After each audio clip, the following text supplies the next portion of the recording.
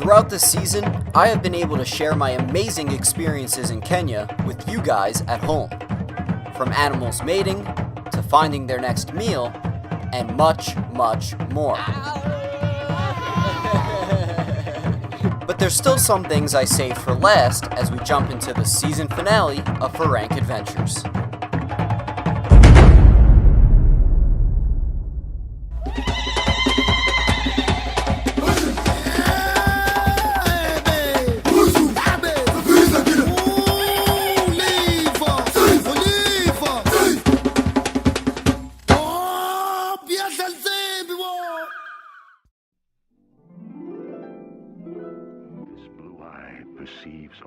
Throughout our 2-week trip, we've been exploring and going on safaris every day since we got here. So as we approached our final days, we decided to treat them more as a vacation rather than an adventure. This included swimming, eating, and my favorite, archery. Now we are nowhere near professionals at the sport, but we still had a fun time trying it out. And eventually, we all got a hit at the bullseye.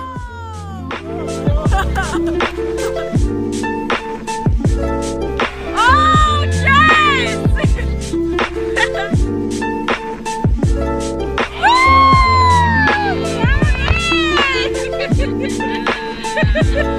awesome! Our safari guides made the bows right in front of our eyes, which encouraged my siblings to try something new, such as starting a fire. When you don't have gasoline or a flint at hand, this process could be a pain in the ass. In the wild, all you need is wood, dedication, and patience. You start by creating friction between a wooden stick and a block of wood to conduct heat. That's some science for you. Once you have a little ember going, toss it in the middle of a small pile of dry shrubs.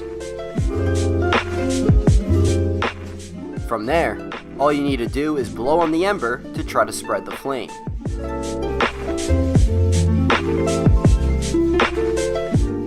And as the fire begins to spread, you start applying more shrubs and small sticks to the pile.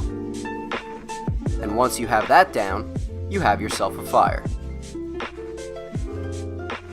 Don't let the editing fool you. This took a good 20 to 30 minutes to start up a small guy like this. Besides, no one said it was easy.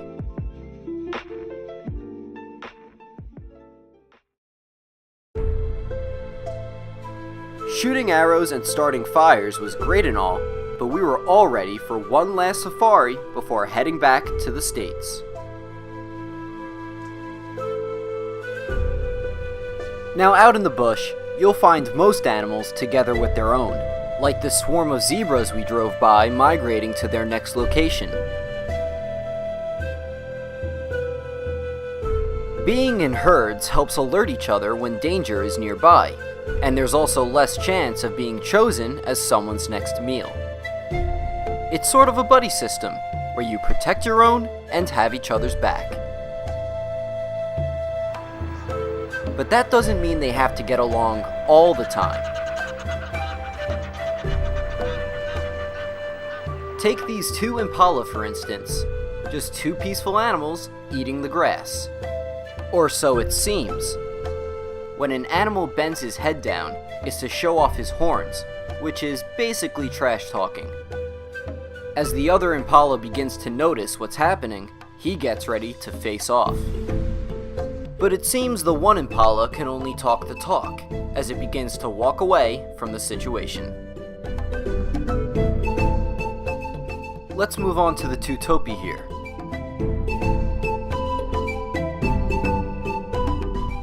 Now this was enjoyable to watch. These two must have had some big beef between each other, as they go at it for over 20 minutes.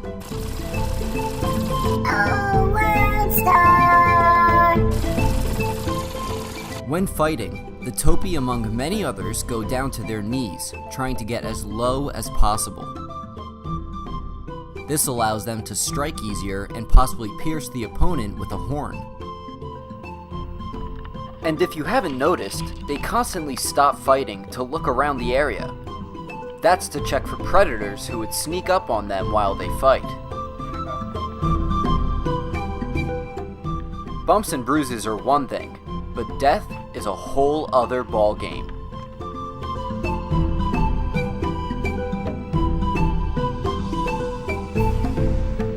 And now we move on to the final fight.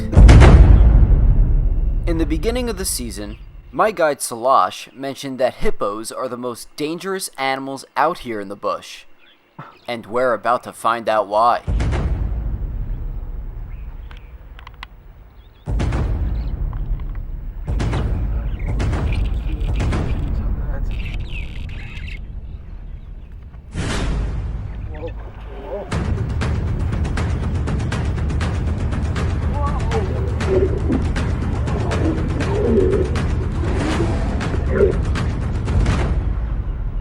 Wow.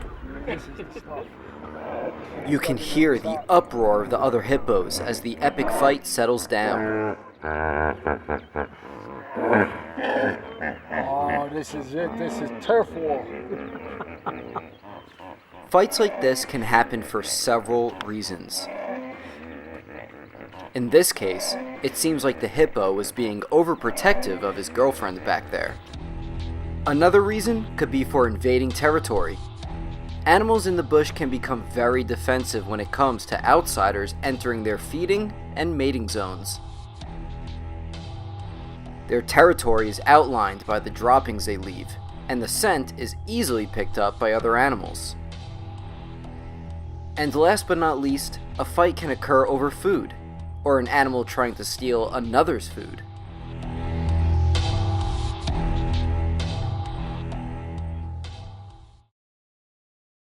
And just like that, our last safari came to an end. What an epic and crazy ride it's been.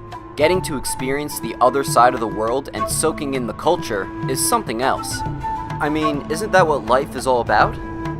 We tried new foods, visited schools, villages, and markets, along with learning a few Swahili words as well. Say gumbo, gumbo. Starting fires, crafting bows, hell, I even learned how to drive stick out there. But the best part of this trip, for sure, was the wildlife.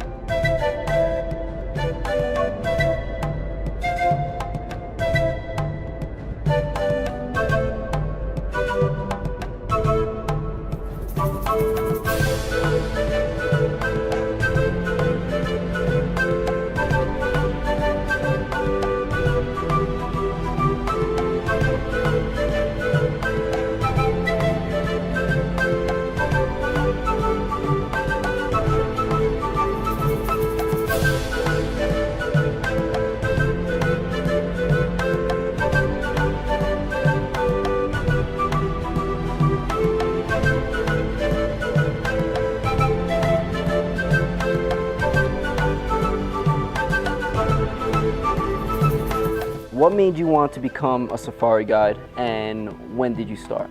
I have been guiding for the last, I would say, 13 or so years. But as they say, a day in the bush is never done. We all appreciate the whole tour that you gave us. We definitely have been exposed to a whole bunch in only 2 weeks here in Africa, so we really appreciate it, and most of all, thank you for this interview. It's my pleasure, and it's been great having you in our kingdom. Thank you. All right. For our last night in Kenya, we decided to revisit the top of the mountain we hiked for some drinks while watching the sunset.